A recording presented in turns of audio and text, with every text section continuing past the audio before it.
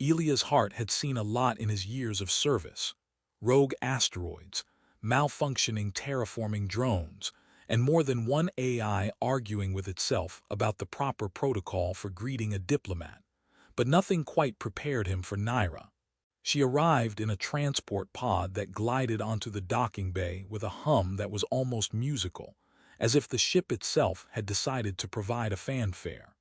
The pod's hatch opened with a hiss, releasing a figure that could have been sculpted from the fabric of some alien dream. Tall, poised, and impossibly elegant, her skin a luminous shade of green that shimmered faintly under the bay lights, black hair cascading straight past her shoulders, and ears that elongated into elegant points, almost like delicate wings caught in repose. The chains around her wrists and ankles clinked softly, the sound so rhythmic it made Elias think of some absurd alien metronome. She stepped out, careful and deliberate, every motion measured, almost ceremonious, and yet there was a subtle energy in the way she carried herself, a coiled tension beneath the grace, like a predator trained to respect its own elegance. "I am Nyra," she said, her voice melodious and precise, with a cadence that made even the clatter of the docking bay feel like accompaniment. "I serve." Elias blinked. He had expected fear, maybe suspicion, but not this calm authority. He tried to return a sense of casual confidence, but immediately realized that his humor might fall flat in front of an alien accustomed to centuries-old ceremonial precision. Still, he muttered under his breath, "Well, at least she doesn't expect me to bow, I think." Nyra tilted her head slightly, as if reading the thought directly from his expression, and Elias felt an involuntary shiver of both unease and curiosity. She was chained, yes, but the chains weren't merely restraints. They were a statement, a living symbol of loyalty, duty, and something he couldn't yet name. He stepped closer, fumbling with the clasps like a man trying to defuse a bomb without a manual, expecting gratitude or maybe relief, when he attempted to loosen them. "I thought you might want some freedom," he said, voice uncertain. Nyra's emerald eyes widened just enough for him to catch the flicker of something startling, earnest longing, maybe desperation, but she didn't pull away. Instead, she said sharply, almost with comic formality, "Do not remove them." Elias froze, scratching the back of his neck. "Wait, what? You don't want freedom?" He could feel the absurdity of the situation pressing down on him like the gravity of a collapsing star. "Oh, okay, chain, stay, got it." She inclined her head with perfect poise, and he noticed a subtle twitch at the corner of her mouth, a hint of amusement that he thought he might be imagining. He couldn't help a chuckle, which she somehow returned with a sound like wind through crystalline leaves, an almost laughter that seemed impossible for anyone bound in such restraint. Elias realized then that these chains were not a prison but a protocol, an intricate dance of honor and duty, and that Nyra was both the performer and the choreographer. As he guided her toward the quarters, trying to inject humor about interstellar paperwork and human incompetence, Nyra's gaze followed him steadily, patient yet piercing, a reminder that in this strange new alliance, every gesture carried weight, every joke was a negotiation, and every glance could reveal a galaxy of meaning. And yet somehow, amidst the clinking chains and alien poise, Elias felt a spark of absurd delight. The universe had delivered him an enigma with green skin, black hair, and a sense of humor hidden behind centuries of discipline. He thought, not entirely seriously, that maybe he'd get along with her after all. By the time they reached the quarters, the first awkward bow of interspecies diplomacy had been made, tension softened by humor, and the chains clinking softly with every step had begun to sound less like a prison and more like an oddly musical accompaniment to the beginning of something profoundly strange, impossibly delicate, and quietly exhilarating. Elias had spent the first morning attempting to understand the labyrinthine etiquette that Nyra's chains implied, and it was exhausting in a way that no zero-gravity maneuvering or reactor diagnostics had ever been. The chains themselves were deceptively intricate, Tiny, flexible alloys that somehow remained strong while conforming to the graceful lines of her wrists and ankles, almost like jewelry rather than restraint. Yet they carried a weight far heavier than metal. Each link was a reminder of custom, loyalty, and expectations that stretched across light years. Elias found himself staring at them more than at her, though he knew that doing so would probably be considered tactless in any culture, human or alien. He tried again to make conversation, attempting humor to lighten the tension. You know, in some parts of human space, chains like that are considered retro chic, he said, trying to flex his shoulders as if confident. Nyra's gaze, luminous and steady, regarded him like a teacher appraising a particularly hopeless student. Then, just at the edge of her lips, the hint of a smile flickered, subtle, almost imperceptible, but enough to make him feel simultaneously victorious and foolish. Retro chic, she repeated in her musical accent, the words rolling like a song that had slightly stumbled, and Elias realized she might be enjoying the absurdity more than he was. Their first formal lesson in protocol began after breakfast, which was an awkward affair because Naira had insisted on trying human food.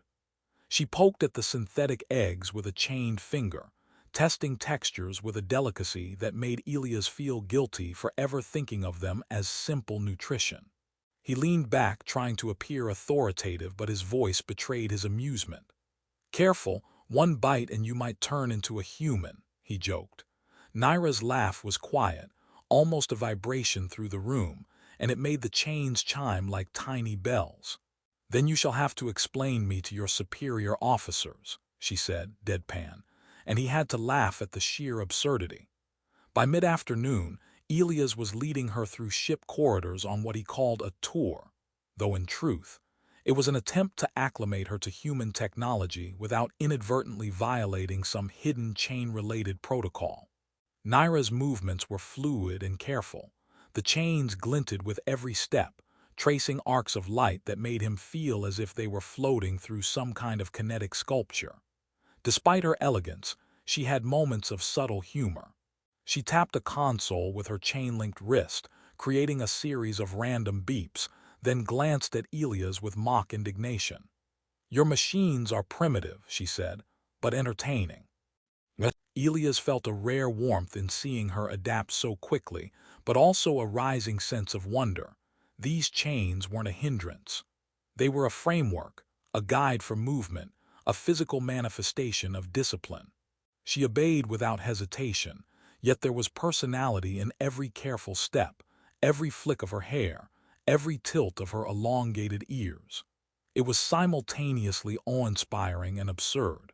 Here was a being capable of feats he couldn't imagine, contained within elegant shackles that seemed to define her as much as they restrained her. Their interactions became a dance of humor and etiquette. At one point, Elias attempted to open a storage hatch and got his arm caught, prompting a cascade of clanging that echoed through the corridor. Nyra raised a single brow, her green eyes sparkling, and said, "Perhaps the chains are meant to protect you from yourself." Elias grinned, rubbing his sore elbow, "Or perhaps they're just showing me how clever you are." She tilted her head in amusement, and for a brief moment the alien precision of her demeanor softened into something almost mischievous. As the artificial sun of the ship's atrium shifted overhead, casting long, warm beams across the metallic floors, Elias realized he was beginning to understand her. Not entirely, but enough to appreciate that the humor, the restraint, and the ritual were intertwined. The chains were not punishment, nor mere ceremony. They were a language, a framework for communication, and, unintentionally, a source of quiet entertainment. Nyra moved beside him, chains chiming lightly, and he found himself thinking that perhaps diplomacy, loyalty, and interstellar chaos could be approached with laughter as much as protocol. By the time the day ended, Elias felt the strange sense of ease that came from discovering that even across species, even amidst chains and ceremony, one could find moments of absurdity, of connection, and above all, the beginnings of trust. The first mission came sooner than Elias had anticipated, and he realized very quickly that Nyra's chains did not slow her down. They announced her presence like a peculiar symphony of metal and discipline. They had been sent to a mining colony on the jagged edge of the Delta Quadrant, a place where gravity shifted unpredictably and luminescent flora grew in impossible spirals along sheer cliffs. The colony's residents, a mixture of humans and alien workers, paused in their tasks as Nyra stepped onto the landing platform, chains chiming faintly with every deliberate step. Elias, trying to mask both pride and bewilderment, whispered, "Do they make noise like that in battle manuals, or is this improvisation?" Nyra's green eyes flickered with what he thought might be amusement, and she inclined her head slightly, as if to say, "You'll see asterisk." The skirmish came quickly. Rogue miners, modified with exolimbs and illegal energy weapons, had begun to attack automated refineries, and the colony was ill-prepared. Elias drew his sidearm while Nyra simply adjusted her chains, the metal glinting under the twin suns, and moved as if gravity had been rewritten just for her. Every step, every pivot, every swing of her chain-linked limbs was precise, yet fluid, almost dance-like, and the enemy seemed hesitant, as if unsure how to respond to a warrior who was both bound and free. Elias ran after her, tripping over a loose cable, and Nyra glanced back, one eyebrow arched. "Commander, your coordination is charmingly human," she called, and he couldn't help laughing, dodging a rogue grav drill. During the lull in the firefight, they found themselves behind the fragmented wall of a partially collapsed refinery. Elias, bleeding from a shallow cut across his forearm, fumbled with the medkit. Nyra knelt beside him, the chains jingling like a delicate percussion section, and deftly cleaned the wound with movements that were at once precise and intimate. "You know," Elias said through gritted teeth, trying to inject humor into the tension, "I've treated humans before, but never one with such exotic assistance."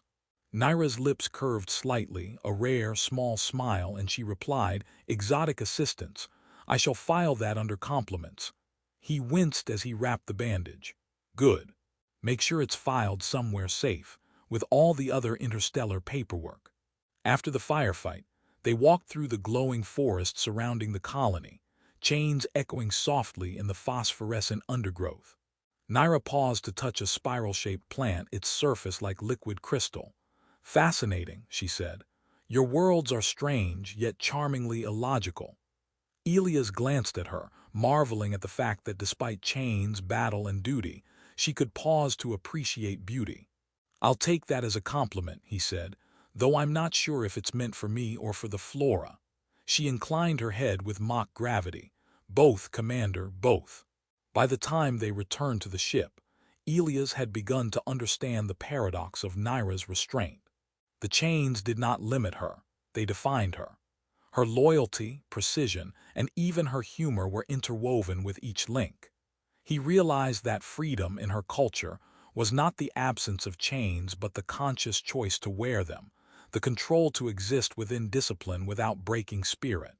And yet there was laughter in it, light and unexpected, like sunlight through the alien leaves, proof that even in the crucible of war and alien worlds, moments of absurdity and connection could thrive.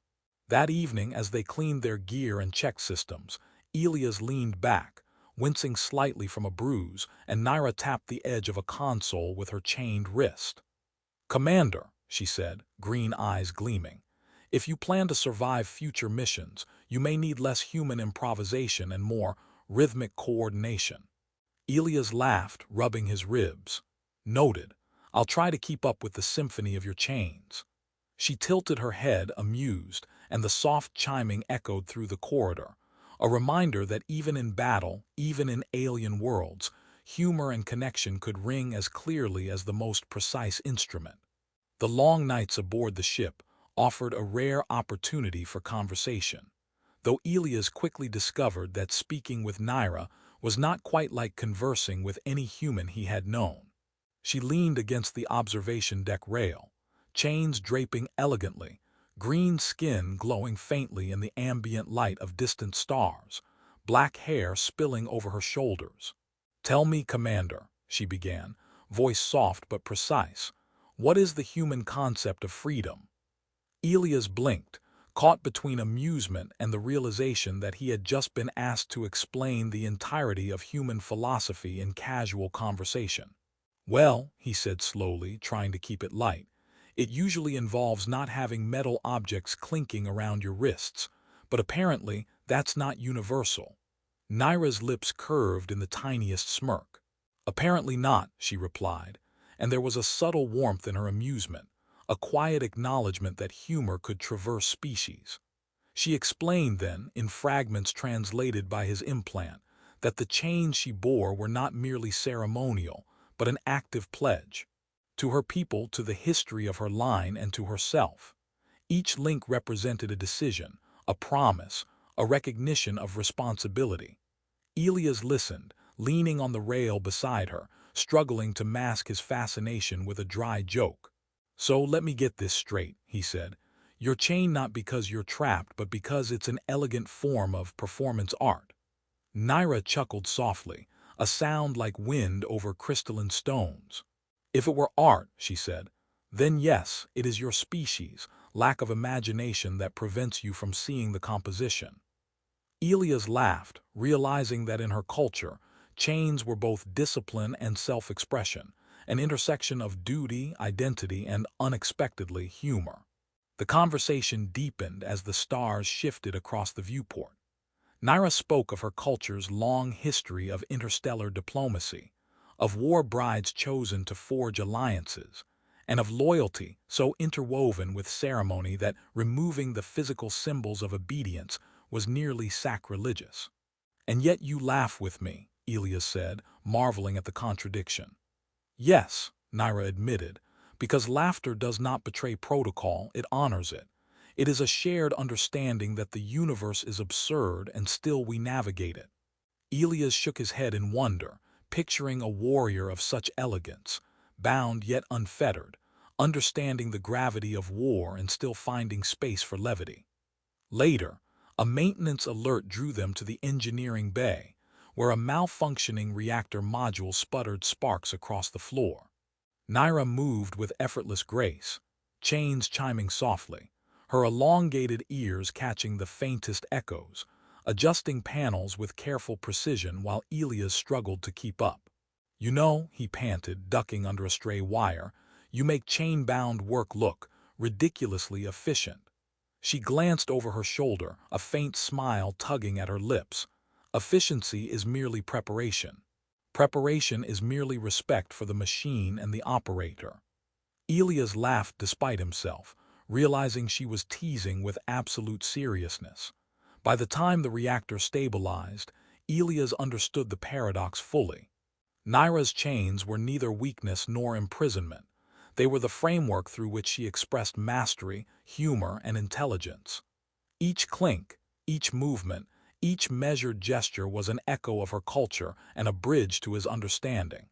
That night, as they returned to the observation deck, Elias glanced at her, feeling a quiet awe.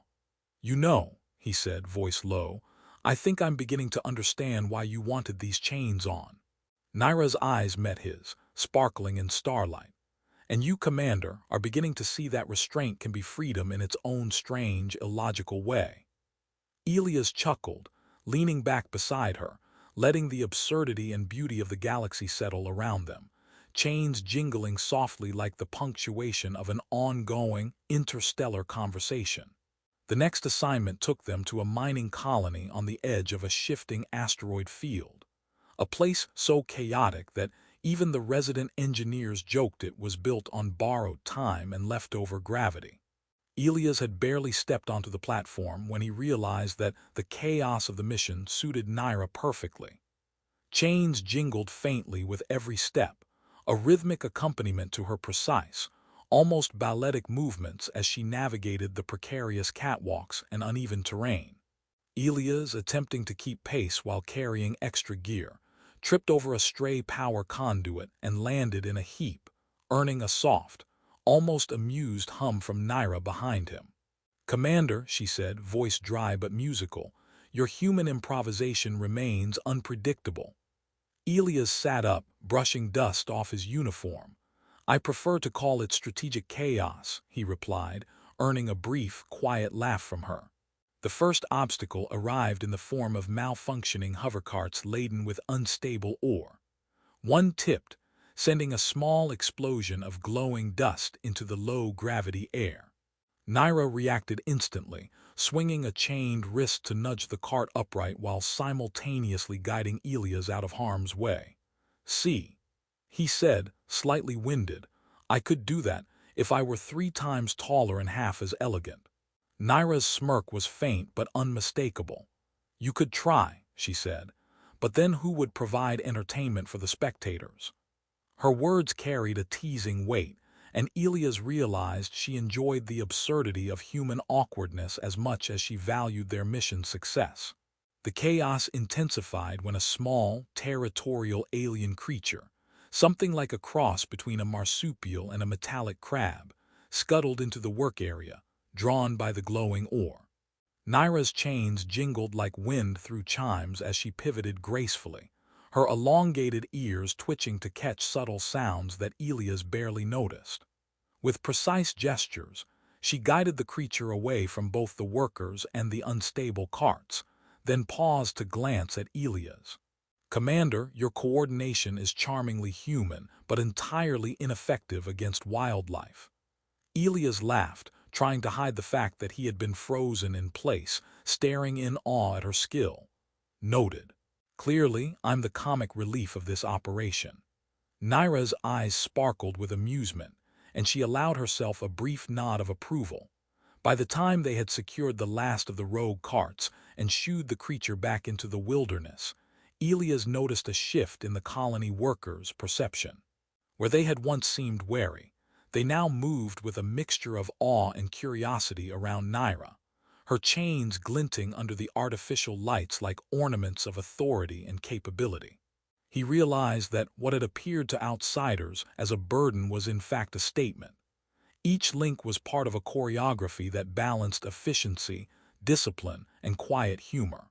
During a rare lull, Elias and Nyra sat on the edge of a glowing mineral outcrop, chains draping elegantly as she surveyed the colony.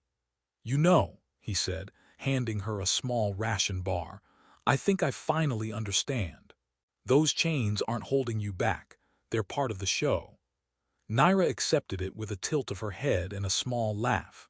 "Perhaps," she said, "but the performance is less about showing off and more about reminding me where my responsibilities lie and occasionally reminding you that you're not the only one who can stumble spectacularly." Elias chuckled, imagining the absurdity of being both protector and clown in the same scenario. As night fell and the colony lights shimmered across the jagged cliffs, Elias realized something profound. The chains that had seemed restrictive were actually liberating in an unexpected way. They allowed Nyra to operate with precision, to teach him lessons he hadn't asked for, and to remind him that even amidst chaos and danger, humor and grace could coexist. The stars reflected in her green eyes as she leaned back slightly, chains clinking softly. Elias found himself smiling, understanding for the first time that trust, skill, and a bit of cosmic absurdity could form a bond stronger than any unbroken link of metal. The day began with an unusual quiet that immediately set Elias on edge. A diplomatic delegation had arrived from a neighboring system, tasked with inspecting the mining colony and formalizing an agreement that Nyra's presence had helped secure. The humans on board were brimming with curiosity and subtle condescension, while the alien representatives carried themselves with perfect, unreadable poise. Elias had been briefed on proper procedure, though every rule seemed to crumble in the presence of Nyra's chains, which jingled softly with her measured movements as she entered the observation chamber. "Commander," she said quietly, green eyes flicking toward him, "your colleagues appear to misunderstand the nature of restraint." Elias leaned back, trying to appear calm, though he felt a grin threatening the corners of his mouth. "Misunderstandings are kind of our specialty," he muttered. Nyra's lips curved just enough to betray amusement. "Yes," she said, and yet somehow I suspect they will require demonstration. The delegation's leader, a tall human diplomat with the confidence of someone accustomed to writing treaties rather than living them, stepped forward and gestured toward Nyra's chains. "Surely your guest must be unbound as a symbol of peace," he said, voice heavy with assumption. Elias' heart sank for a split second. This was the exact moment he had feared. But Nyra's emerald gaze met his, calm, unwavering, and almost mischievous. "Commander," she said softly, "shall we demonstrate what restraint truly means?" Elias nodded, leaning slightly to signal both deference and, he hoped, comic timing. Nyra's movements were mesmerizing. The chains didn't hinder her. They accentuated every gesture, every subtle shift of weight, every tilt of her elongated ears. The delegates blinked, confused and enchanted, as she performed a series of precise motions that conveyed readiness, grace, and authority simultaneously. Elias, caught in the middle of the display, realized that her restraint was not subjugation. It was power, deliberately chosen, a living symbol of control and duty that no one present fully understood.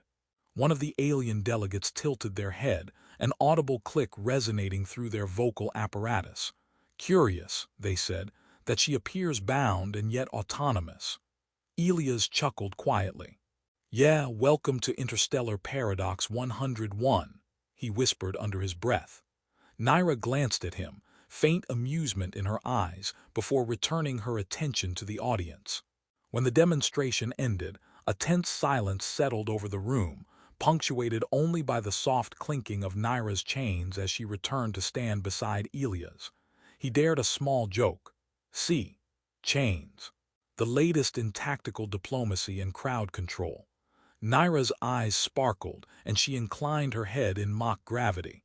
"You are learning," she said. "Humans may stumble through protocol, but you at least stumble entertainingly."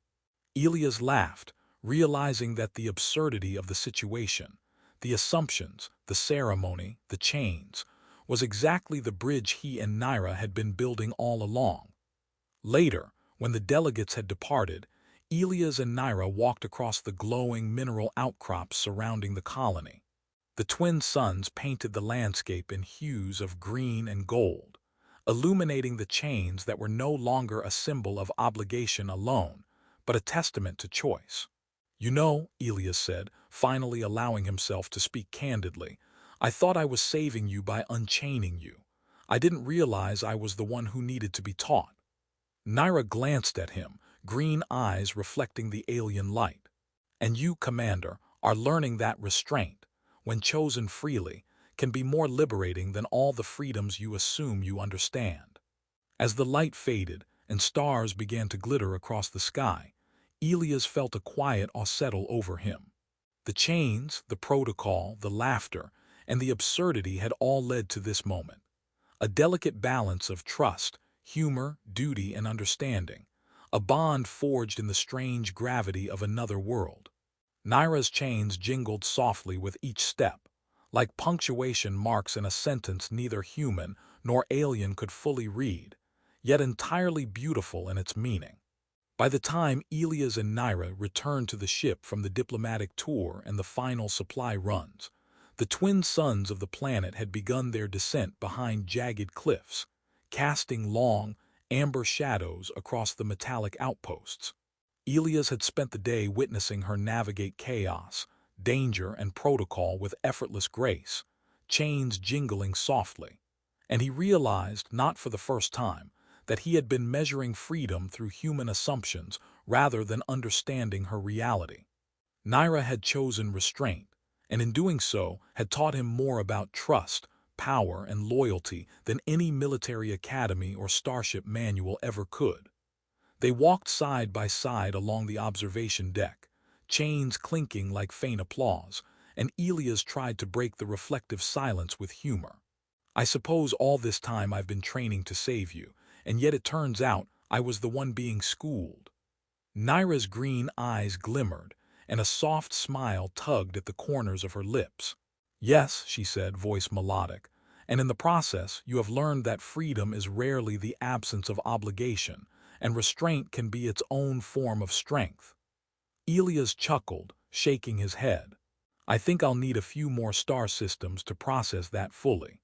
Later, in the low hum of the ship's engine room, they supervised the final maintenance checks on the mining colony's automated refineries, joking quietly to themselves as they worked. Nyra tapped a lever with a chained wrist, producing a harmless shower of sparks. You humans really do have a flair for dramatic disasters, she said lightly. Elias laughed, wiping soot from his uniform.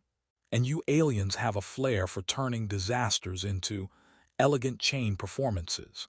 She tilted her head, amused, and the faint clinking of metal punctuated their laughter, a rhythm they both came to find comforting rather than restrictive. As night fell and the artificial stars above the observation deck twinkled in sync with distant galaxies, Elias reflected on the transformation within himself. He had arrived as a man confident in his judgment, quick to assume he knew what was best, yet now he understood that understanding and trust often required listening, observing, and sometimes stepping back from assumed authority. He had learned that partnership could exist not in possession or control, but in shared experience, humor, and respect for choices even when they defied logic. Nyra, sensing his introspection, reached out to touch a console with her chained wrist, then gestured toward him. Commander, you are learning that the universe is not merely a series of problems to solve, but a composition of absurdity, beauty, and connection. You are no longer stumbling blindly. You are dancing. Elias smiled, imagining the clinking chains as a cadence he had learned to follow, matching her rhythm with newfound awareness. Then I guess I've finally earned my part in the orchestra, he said, voice soft but proud. By the time they returned to their quarters, the ship hummed with quiet energy, systems balanced, alliances solidified, and the lights casting warm reflections on Nyra's green skin and black hair. She leaned back, chains draped elegantly, and Elias realized that they had forged a bond neither human nor alien could have predicted. The chains that had once seemed restrictive now symbolized choice, loyalty, and shared understanding. He sat beside her, and for a long moment they simply watched the distant stars shimmer, the absurdity, tension, humor, and discipline of their journey coalescing into a profound sense of connection. Elias finally whispered, a small smile playing on his lips, "You know, I thought I'd be rescuing you all this time. Turns out, we rescued each other." Nyra's laughter, soft and musical, rang out, chains chiming gently in agreement, and the two of them, bound yet free in ways neither could have anticipated, watched the stars together, ready for whatever strange and beautiful absurdities the galaxy would throw their way next.